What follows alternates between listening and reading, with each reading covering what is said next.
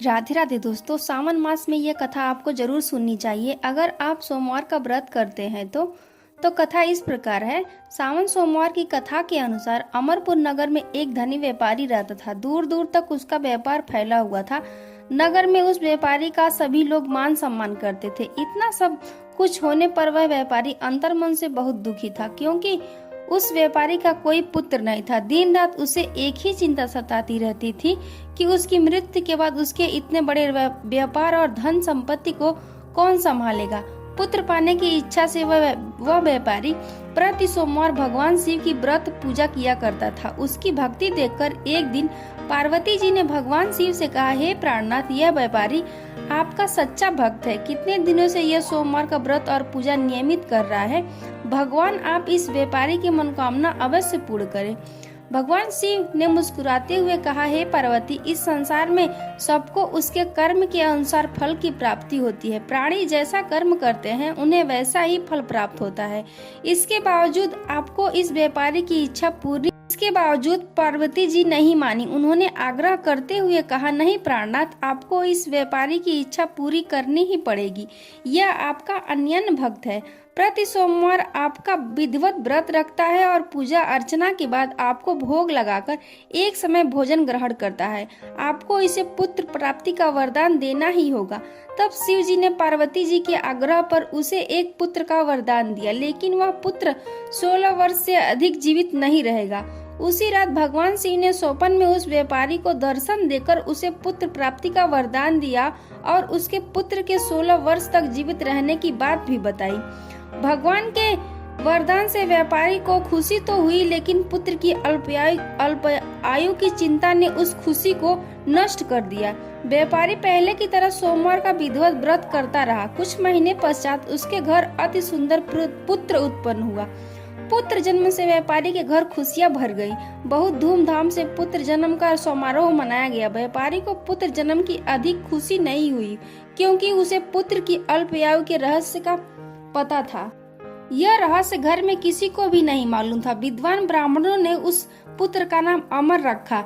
अब अमर 12 वर्ष का हुआ तो शिक्षा के लिए उसे वाराणसी भेजने का निश्चय हुआ। व्यापारी ने अमर के मामा दीपचंद को बुलाया और कहा कि अमर को शिक्षा प्राप्त करने के लिए वाराणसी छोड़ आओ।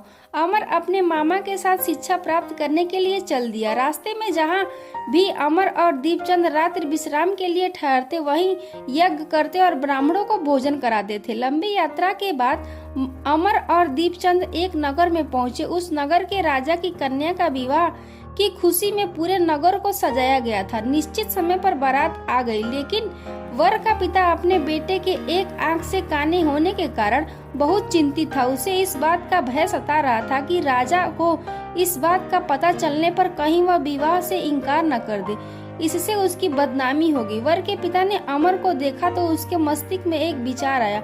उसने सोचा, क्यों न इस लड़के को दुल्हा बनाकर राजकुमारी से विवाह करा दूं। विवाह के बाद उसको धन देकर विदा कर दूंगा और राजकुमारी को अपने नगर में ले आऊंगा।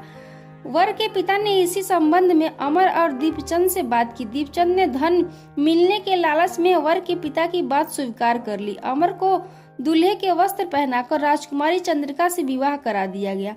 राजा ने बहुत सा धन देकर राजकुमारी को विदा किया। अमर जब लौट रहा था तो सच नहीं छिपा सका और उसने राजकुमारी की ओढ़नी पर लिख दिया, राजकुमारी चंद्रिका, तुम्हारा विवाह तो मेरे साथ हुआ है। मैं तो वाराणसी में शिक्षा प्राप्त करने जा रहा हूँ। अब तुम्हें जिस नवयुवक की पत्नी बनना पड़ेगा वह कान्हा है।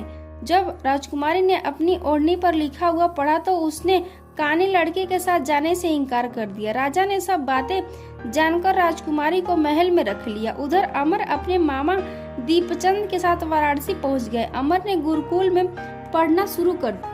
जब अमर की आयु 16 वर्ष पूरी हुई तो उसने एक यज्ञ की समाप्ति पर ब्राह्मणों को भोजन कराया और खूब अन्न वस्त्र दान किए। रात को अमर अपने शयन कक्ष में सो गया। शिव के वरदान के अनुसार शयनावस्था में ही अमर के प्राण पखेरु उड़ गए थे।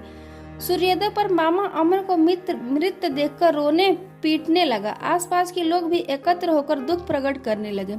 मामा के रोने बिलाप करने से स्वर समीप से गुजरते हुए भगवान शिव और माता पार्वती भी सुनी। पार्वती जी ने भगवान से कहा, प्राणनाथ, मुझसे इसके रोने का स्वर सहन नहीं हो रहा है, आप इस व्यक्ति के कष्ट अवश्य दूर करें।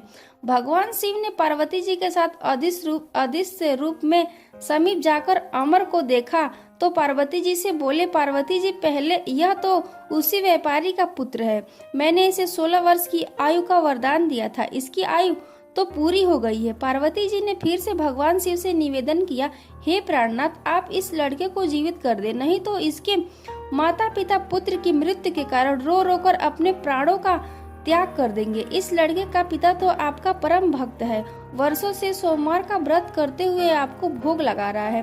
पार्वती जी के आग्रह करने पर भगवान शिव ने उस लड़के को जीवित होने का वरदान दे दिया और कुछ ही पल में वह जीवित होकर उठ बैठा। शिक्षा समाप्त करके अमर मामा के साथ अपने नगर की ओर चल दिया। दोनों चलते चलते उसी नगर में पहुंचे जहां अमर का विवाह हुआ था। उस नगर में भी अमर ने यज्ञ का आयोजन किया। समीप से गुजरते हुए नगर के राजा ने यज्ञ का आयोजन देखा। राजा ने अमर को तुरंत पहचान लिया। यज्ञ समाप्त होने पर राजा अमर और उसके मामा को महल में ले गया और कुछ दिन उन्हें महल में रखकर बहुत सा धन वस्त्र देकर राजकुमारी के साथ विदा किया। दीपचंद्र ने नगर में पहुंचते ही एक दूत को घर भेजकर अपने आगमन की सूचना भेजी। अपने बेटे अमर के जीवित वापस लौटने की सूचना से व्यापारी बहुत प्रसन्न हुआ। व्यापारी ने अपनी पत्नी के साथ स्वयं को एक कमरे में बंद कर रखा था। भूखे प्यासे रहकर व्यापारी और उसकी पत्नी बेटे का प्रतीक्षा कर रहे थे। उन्होंने प्रतिज्ञा कर रखी थी कि यदि उन्हें अपने बेटे की मृत्यु का समाचार मिला तो दोनों अपने प्राण त्याग देंगे। व्यापारी अपनी पत्नी और मित्रों के साथ नगर के द्वार पर पहुंचा। अपने बेटे के विवाह का समाचार सुनकर पुत्र वधू राजकुमारी चंद्रिका को देखकर उसकी खुशी का ठिकाना न रहा। उसी रात भगवान शिव ने व्यापारी के स्वप्न में आकर कहा, हे सृष्टि, मैंने तेरे सोमवार के व्रत करने और व्रत कथा सुनने से प्रसन्न होकर तेरे पुत्र की लंबी आयु प्रदान की है। व्यापारी बहुत प्रसन्न हुआ। सोमवार का व्रत करने से व्यापारी के घर में खुशियां लौट आई। शास्त्रों में लिखा गया है कि जो स्त्री पुरुष सोमवार का विधिवत व्रत करते हैं और व्रत कथा सुनते हैं, उनकी सभी इच्छाएं पूरी होती है। कमेंट में हर हर महादेव लिखना ना भूलें।